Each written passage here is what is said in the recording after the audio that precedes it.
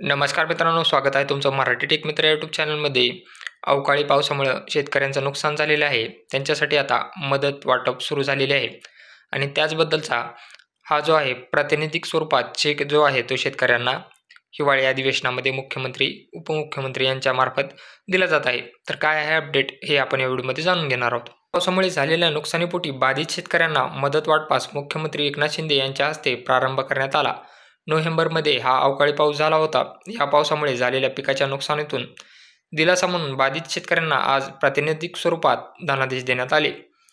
विधान भवनातील मंत्रिमंडळ सभागृहात झालेल्या या कार्यक्रमास उपमुख्यमंत्री देवेंद्र फडणवीस, उपमुख्यमंत्री अजित पवार, महसूल मंत्री राधाकृष्ण विखे पाटील, उच्च व तंत्रशिक्षण मंत्री चंद्रकांत पाटील, वनमंत्री सुधीर मुनगंटीवार, मदत व पुनर्वसन मंत्री अनिल पाटील, राज्य उत्पादक शुल्क मंत्री शंभूराज देसाई, ग्रामविकास मंत्री गिरीश महाजन, सार्वजनिक बांधकाम मंत्री दादाजी भुसे, मुख्य सचिव मनोज सौनिक यांच्यासह प्रशासनातील वरिष्ठ अधिकारी उपस्थित होते.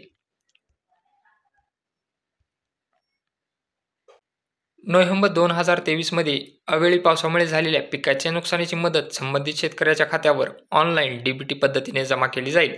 3 हेक्टर क्षेत्र मर्यादेपर्यंत जिरायत पिकासाठी 13,600 रुपये प्रति हेक्टर, बागायत पिकासाठी 27,000 रुपये प्रति हेक्टर, बहुवार्षिक पिकासाठी 36,000 रुपये प्रति हेक्टर मदत केली जात असल्याचे यावेळी सांगण्यात आले.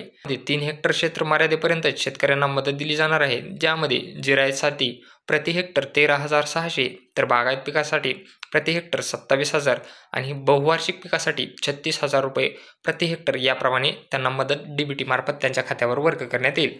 जर व्हिडिओ आवडला असेल तर चॅनलला नक्की सबस्क्राईब करा आणि बेल आयकॉनला प्रेस करायला विसरू नका.